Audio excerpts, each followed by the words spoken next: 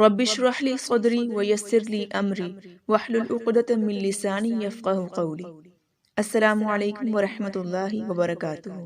Learn Quran with Tajweed course lesson number 14۔ آج کے اس lesson میں انشاءاللہ ہم دو چیزوں کو کور کریں گے۔ سب سے پہلی تلاوت کے دوران رکنے کے قاعدے دیکھیں گے، رولز آف سٹاپنگ ان قرآن۔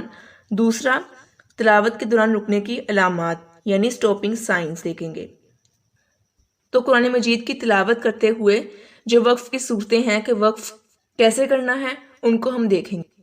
پہلا قاعدہ ہے کہ آخری حرف کو ساکن کر کے پڑھنا، تقریباً ساری حالتوں میں سوائے دو کے جن کو ہم آگے دیکھیں گے انشاءاللہ۔ تو سب سے پہلے یہاں پر دیکھیں کہ اگر زبر زیر اور پیش ہو آخر پر، ٹھیک ہے، تو اس کو ہم سکون دیں گے، یعنی کہ اگر ہمارے پاس زبر زیر پیش ہو لفظ کے آخر پر، ٹھیک ہے، تو اس کو ہم کیا کریں گے، اس کو سکون کے ساتھ بدل دیں گے، اس کے اوپر جزم کا سائن آ جائے گا۔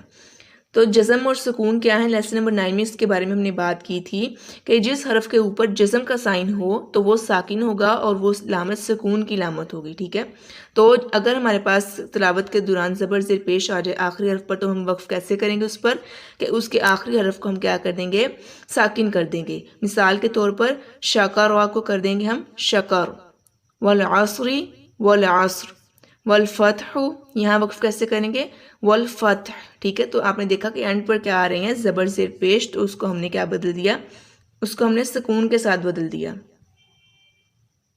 اس سے آگے کہ اگر کھڑا زیر الٹا پیش ہو تب بھی اس کو ہم کیا کریں گے، ساکن کر دیں گے، سکون کے ساتھ بدل دیں گے۔ مثال کے طور پر ربی، اگر ہم اس پر وقف کریں گے تو کیسے کریں گے، ربی، ٹھیک ہے، آخری حرف کو ساکن کر دیں گے، لہو، لہ، اس طرح سے۔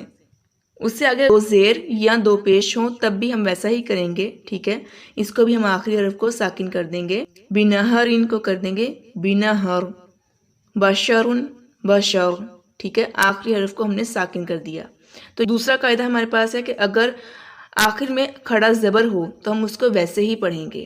مثال کے طور پر طہ، اس کو ایسے ہی پڑھیں گے طہ، ٹھیک ہے، اس پر وقف بھی ایسے ہی ہوگا، اسے ایسے ہی پڑھنا ہے۔ والضحى، اس کو ایسے ہی پڑھیں گے والضحى، ٹھیک ہے۔ اگر ہمارے پاس آخری لفظ پر کھڑا زبر ہوگی تو ہم اس کو ویسے ہی پڑھیں گے وقف کرتے ہوئے۔ قاعدہ نمبر 3 ہمارے پاس ہے کہ اگر آخری لفظ دو زبر پر ختم ہو رہا ہو تو اس کو ہم الف مد کی طرح پڑھیں گے، ٹھیک ہے۔ الف مد کا قاعدہ ہم نے دیکھا تھا، الف مدہ، واو مدہ اور یا مدہ کا قاعدہ، کہ اگر ہمارے پاس الف خالی الف سے پہلے زبر ہوگی تب ہم اس کو کیا کریں گے، ایک الف کے برابر لمبا کریں گے۔ مثال کے طور پر توابن، ٹھیک ہے، تو یہاں پر ہمارے پاس کیا ہے، دو زبر ہیں اینڈ پر، تو اس کو ہم الف مد کی طرح پڑھیں گے توابا، دو زبر اگر اینڈ پر ہوگی تو ہم اس کو وقف کی صورت میں توابا کر دیں گے، الف مد کی طرح پڑھیں گے۔ ایسے ہی ہدن، ہدا، ماءن، ماء، ٹھیک ہے، اس طریقے سے۔ تین قاعدوں کا ذرا خلاصہ لے لیتے ہیں کہ ہم نے پہلے تین قاعدوں میں کیا پڑھا کہ اگر آخری حرف پر زبر زیر پیش ہو، کھڑی زیر الٹا پیش ہو یا زیر اور دو پیش ہوں تب ہم اس کو ساکن کر دیں گے آخری لفظ کو وقف کی صورت میں، اور اگر ہمارے پاس کھڑا زبر ہو تب ہم اس کو کھڑا زبر ہی پڑھیں گے، اور اگر ہمارے پاس دو زبر ہو تو ہم اس کو الف مد پڑھیں گے۔ قاعدہ نمبر 4 ہمارے پاس ہے کہ اگر آخری حرف پر تشدید ہو تو تشدید کے ساتھ اسے پڑھیں گے، ٹھیک ہے، اس کی حرکت مت پڑھیے، ٹھیک ہے، شد پڑھیں گے، اس کی حرکت نہیں پڑھیں گے۔ مثال کے طور پر المستقر ہے تو اس کو ہم وقف کی صورت میں پڑھیں گے المستقر، ٹھیک ہے، ہم نے شد اس کی تشدید جو ہے اس کو پڑھا ہے، ٹھیک ہے، لیکن ہم نے اس کے قرو جو ہے پیش وہ ختم کر دی، حرکت نہیں پڑھنی، ہم نے شد پڑھنا ہے۔ اس ایسے ہی آگے مثال لیجئے السامری، اس کو ایسے پڑھیں گے السامری، ٹھیک ہے، شد پڑھیں گے، حرکت نہیں پڑھیں گے۔ اگر آخری حرف پر میم یا نون ہو اور ان پر شد ہو تو غنہ کریں گے ہم وہاں پر۔ مثال کے طور پر الغمی، الغم، جانن، جان، ٹھیک ہے، اس طریقے سے ہم وہاں پر وقف کریں گے۔ اگر نون یا میم پر شد ہو تو وہاں پر ہم شد بھی پڑھیں گے اور ساتھ میں غنہ کریں گے۔ آخر میں کلکلا والے حروفوں قاف، طا، با، جیم، دال تو ان پر شد ہو، ٹھیک ہے، تو ہم وہاں پر سختی کے ساتھ پڑھیں گے، کلکلا کرتے ہوئے سختی کے ساتھ پڑھیں گے تاکہ واضح طور پر سمجھ آئے۔ جیسا کہ مثال لیجئے بالحق، اس کو ہم پڑھیں گے بالحق، فی الحج فی الحج، وتب وتب، ٹھیک ہے، اس طریقے سے ہم پڑھیں گے۔ قاعدہ نمبر 5 ہمارے پاس ہے کہ عربی میں گول تا مونس کے لیے استعمال ہوتا ہے، جیسے مسلمہ۔ اگر ایسے اسم پر آپ رکیں تو گول تا کو ہاں میں بدل دیجئے اور سکون لگا کر پڑھیے، ٹھیک ہے۔ مثال کے طور پر مسلمتن کو پڑھیں گے ہم مسلمہ، راضیتن راضیہ، ہاویتن ہاویہ، القارعۃ القارعہ، ٹھیک ہے، اس طریقے سے گول تا کو ہم ہاں میں بدل دیں گے۔ قاعدہ نمبر 6 کے مطابق اگر آخری حرف سے پہلے الف مد یا واو مد ہو تو مد کرتے ہوئے رکیے، اور یہ مد ہم کیا کریں گے 2، 4 یا 6 حرکات کے برابر لمبا کریں گے۔ یہ اکثر آیت کے آخر میں ہوتا ہے۔ مثالوں کے تھرو سمجھیے، یہاں پر ہم نے الف مد، یا مد اور واو مد کی بات کی ہے۔ یہ پہلے ہم قاعدے پڑھ چکے ہیں الف مدہ، واو مدہ اور یا مدہ کا، کہ ہم ان کو کیا کرتے ہیں ایک الف کے برابر لمبا کرتے ہیں۔ تو یہاں پر وقف کی صورت میں ہم ان کو 2، 4 یا 6 حرکات کے برابر بھی لمبا کر سکتے ہیں، جیسا کہ تکذبانی، اس کو وقف کی صورت میں ہم کریں گے تکذبان، اگر 2 حرکت کے مطابق اسے لمبا کریں۔ اگر 4 حرکت کے برابر اسے لمبا کریں گے تو اسے پڑھیں گے تکذبان، اور اگر 6 حرکت کے برابر لمبا کریں گے تو اسے کریں گے تکذبان۔ الرحیم کو پڑھیں گے الرحیم، ٹھیک ہے۔ فیکون فیکون، تو یہاں پر آپ دیکھیں کہ یہاں پر الف مد، یا مد اور واو مد آ رہی ہے، کہ الف مد کیا ہے کہ الف سے پہلے ہمارے پاس زبر ہو، اور یا سے پہلے زیر ہو، اور واو سے پہلے پیش ہو، آخری حرف سے پہلے ہو تو ہم اس کو لمبا کریں گے۔ قاعدہ نمبر 7 کے مطابق اگر آخری حرف سے پہلے نرم واو اور نرم یا ہو تو بھی مد کرتے ہوئے رکیں، اور یہ مد بھی 2، 4 یا 6 حرکات کے برابر کیجیے۔ یہ اکثر آیت کے آخر میں ہی ہوتا ہے۔ ہم نے حروف لین کے کانسیپٹ میں دیکھا تھا کہ وہاں پر واو اور یا کو نرم پڑھیں گے، اور واو اور یا دونوں سے پہلے زبر ہو، ٹھیک ہے، تو ہم اس کو آدھا الف کے برابر لمبا کریں گے۔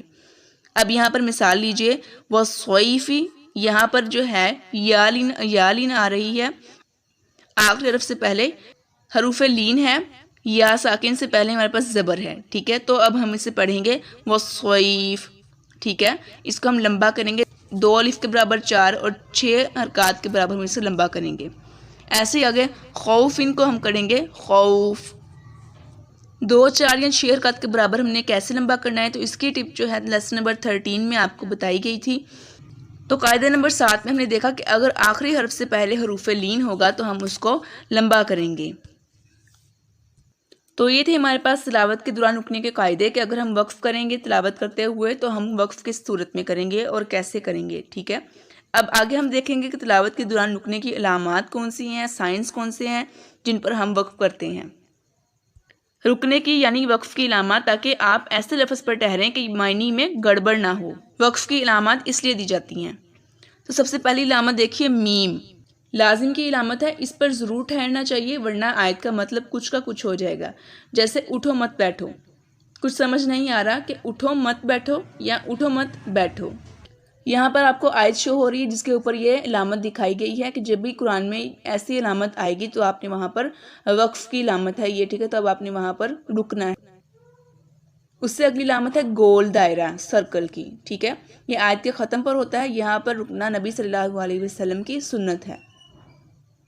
اس کے بعد علامت ہے سکتہ، سین کی علامت، 2 حرکت کے برابر رکنا چاہیے یہاں پر، مگر سانس نہیں ٹوٹنا چاہیے۔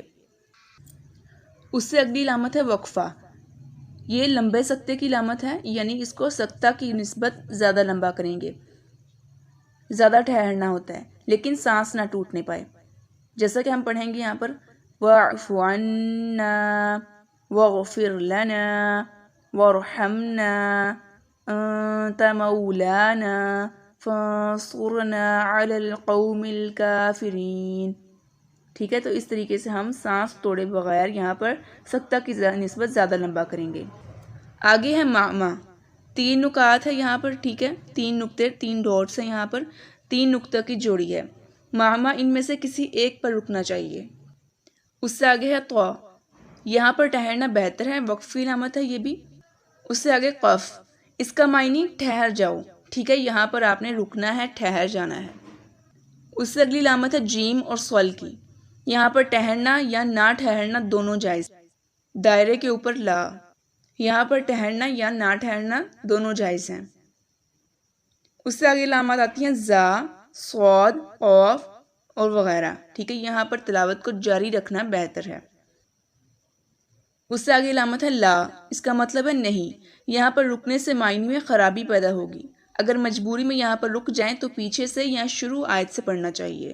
تو یہ تھی ہمارے پاس وقف کی علامات۔ یہ والے سائنس آ رہے ہوں تلاوت کے دوران قرآن مجید میں، یہ والے سائنس آ جائیں، تب ہم نے ان پر کسی پر رکنا ہے، کسی پر نہیں رکنا ہے، کہیں پر میں تلاوت کو جاری رکھنا ہے، ٹھیک ہے، کہیں پر آپ رک بھی جائیں گے، نہ بھی رکیں تب بھی کوئی مسئلہ نہیں۔ آج کے سبق میں بس اتنا ہے، انشاءاللہ اگلے سبق میں ہم اگلی چیزوں کو دیکھیں گے۔ انشاءاللہ اگلے اسباق میں ہم ان ساری چیزوں کی پریکٹس کریں گے جتنے بھی ہم نے تجوید کے اصول پڑھ لیے ہیں۔ اللہ تعالیٰ میرا اور آپ کا حامی ناصر ہو، اور اللہ تعالیٰ مجھے اور آپ کو قرآن مجید کی دعوت کو پھیلانے والا بنائے۔ جزاک اللہ خیر، فی امان اللہ۔